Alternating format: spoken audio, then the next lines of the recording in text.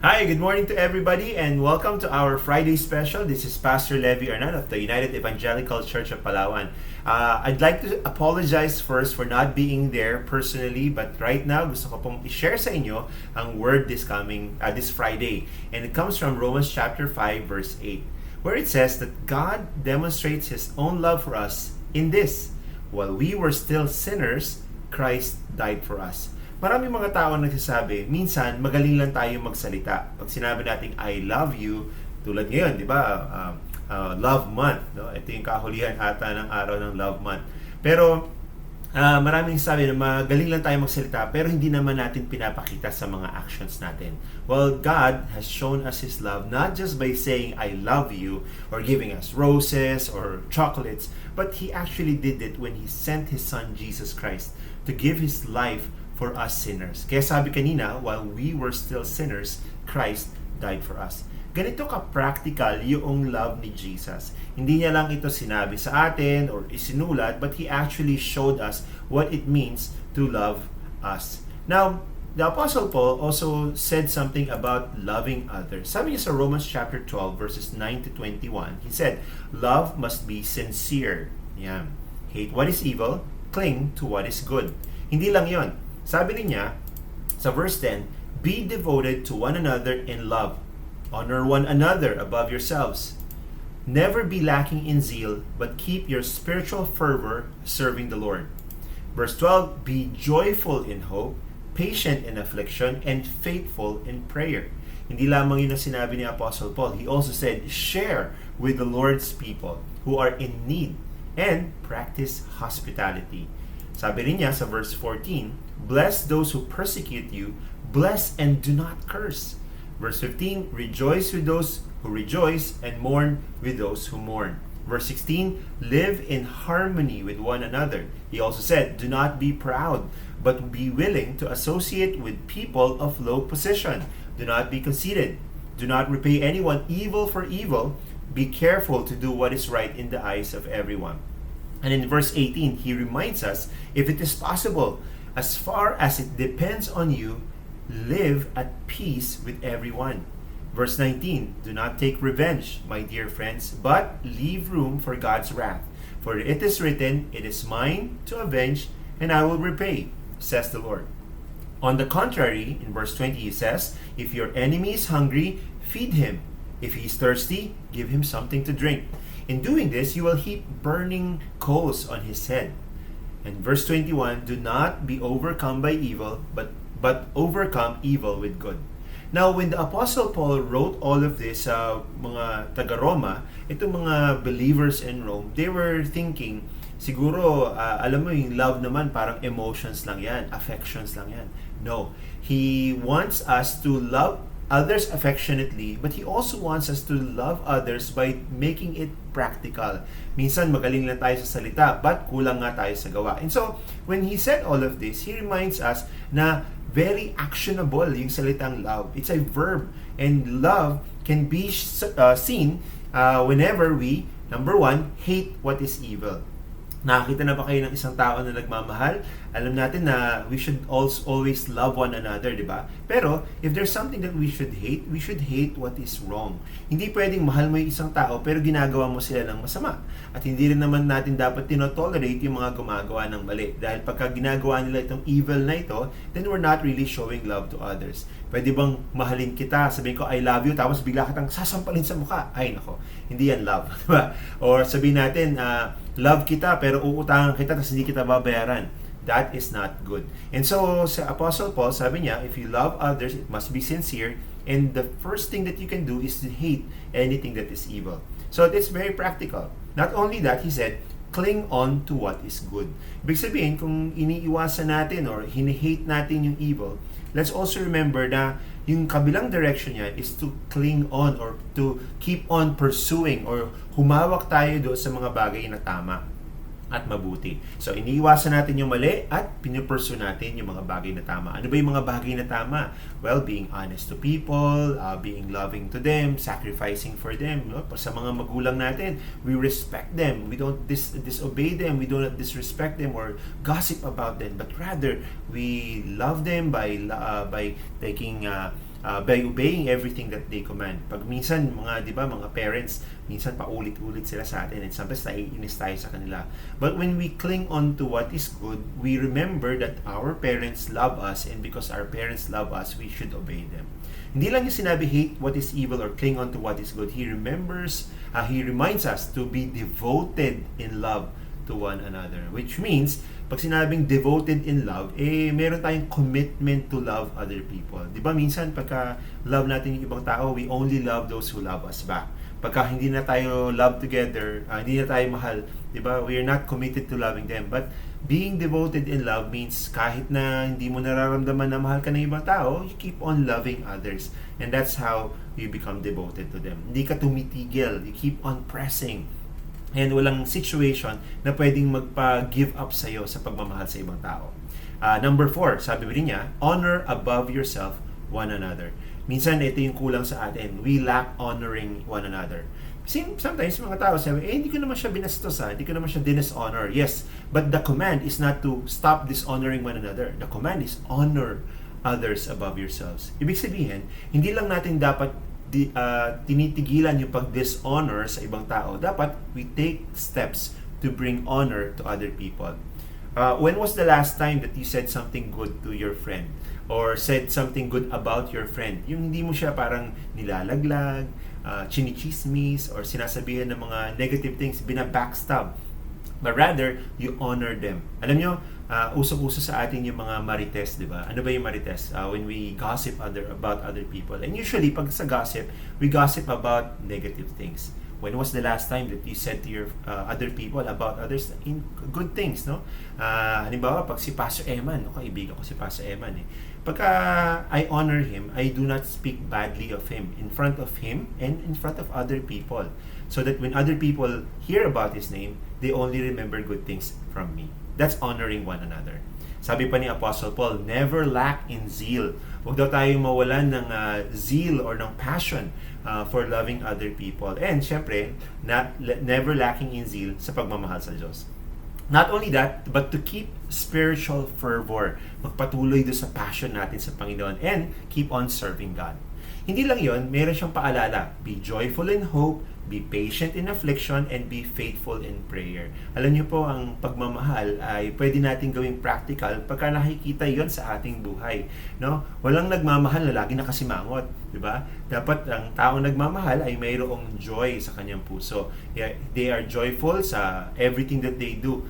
Minsan nga pinag-uusapan namin ni Pastor Eman, I really love talking to him, no? Parang paminsan-minsan, pag nagsiserve tayo sa Diyos, minsan meron tayong nagsiserve tayo pero nakasamba ko lagi yung mukha natin, di ba? Parang napipilitan lang tayo, we're just doing things out of duty. But a person who loves God and who loves other people are joyful in their service for others. No? Nakakita na ba kayo ng tao na nagwawalis pero reklamo, pambihirang buhay ito. Diba? Ganyan. Pero, ang isang taong nagmamahal ng tunay, merong kanta, merong joy sa kanyang puso. Naglilinis siya, wow, it's so good to serve the Lord. Or good to serve my parents, good to serve my teacher, and other people. So, joyfulness is a sign of true love. Hindi lang yun, may patience, tapos faithful ka din sa pananalangin for other people. You know what? One of the best ways that we could show that we love other people is when we are faithful in praying for them. When was the last time that you prayed for your teachers? When was the last time that you prayed for your parents? O mga estudyante, mga teachers, do you also pray for your students? Diba? So, one way that we can show that we love each other is when we are faithful in praying to God for those people that God has sent our way.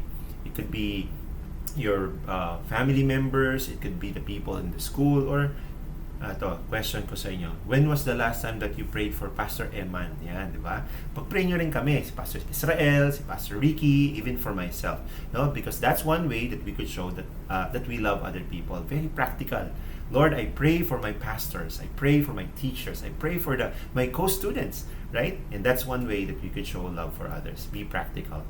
Hindi lang yun, sabi pa ni Apostle Paul, share with God's people. Practice hospitality. Pag may mga nangangailangan, dapat mabilis tayong tumulong. Hindi mabilis tayong umatras sa pagtulong. Because this is a mark that we truly love other people. Sabi pa ni Apostle Paul, bless and do not curse. Bless and do not curse those who persecute you.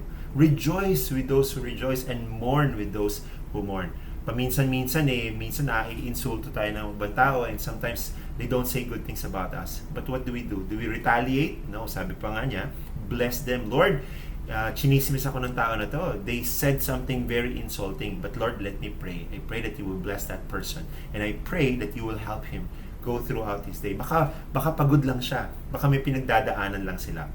So pray for them, bless them, do not curse them.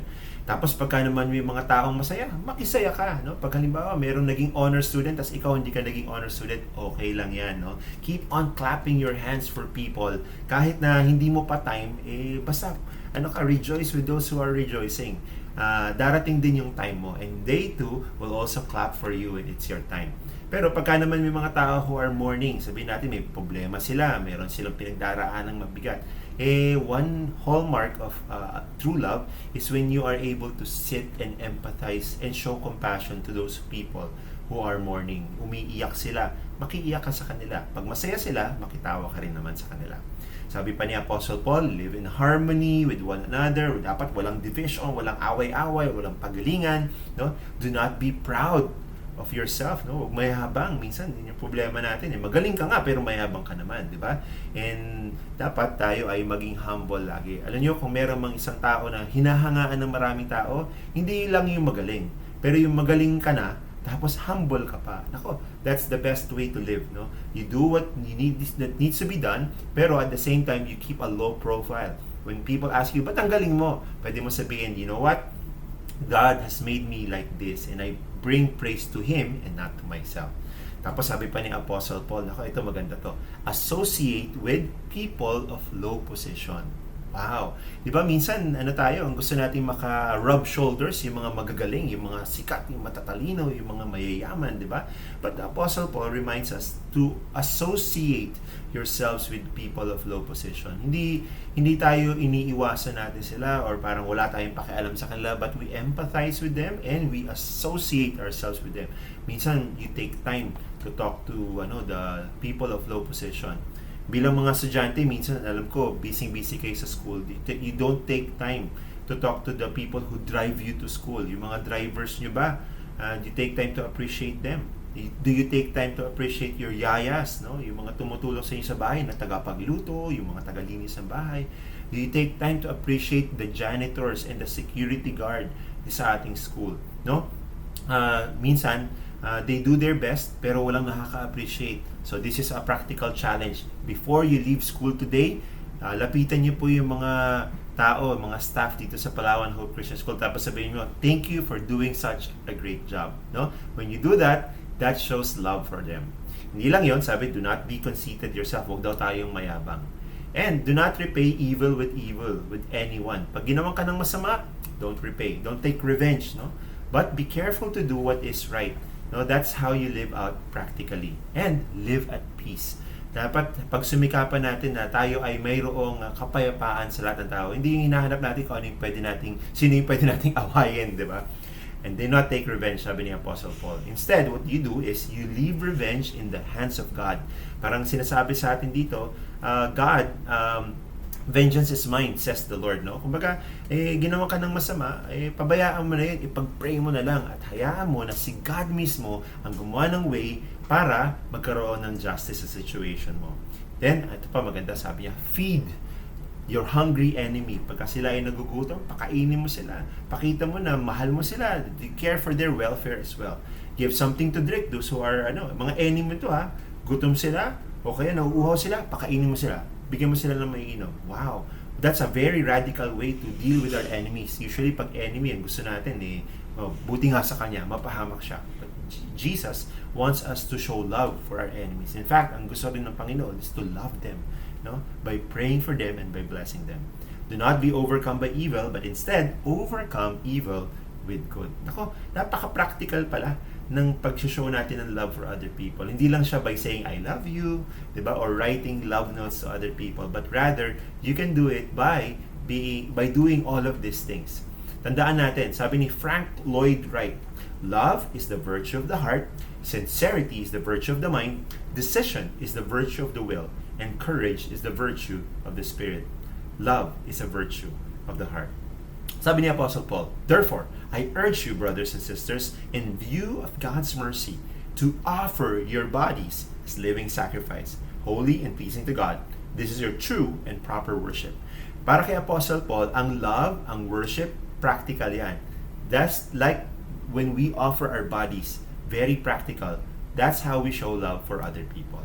In fact, our model in all of this is Jesus Christ Himself. Greater love has no one than this, sabi ni Jesus, to lay down one's life for one's friend. Si Jesus, pinakita niya sa atin yung pagmamahal niya when He laid down His life for us. God demonstrates His love for us that while we were yet sinners, Christ died for us. Hindi lang sinabi ni Jesus na mahal niya tayo, pinakita niya sa atin na mahal niya tayo. Alam niyo ba, bilang mga Pilipino, we also need to learn this. Bakit? Kasi every flag racing, kinakanta natin yan. Ang mamatay ng dahil sa'yo.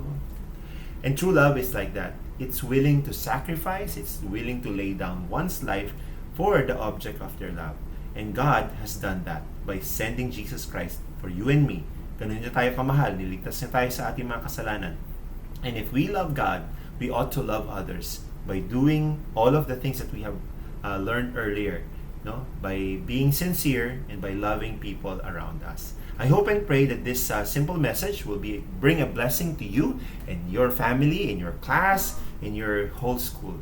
And that whenever people see you, they will see a person na nagmamahal hindi lang with words, but with actions. Marami pong salamat. God bless us and have a great weekend.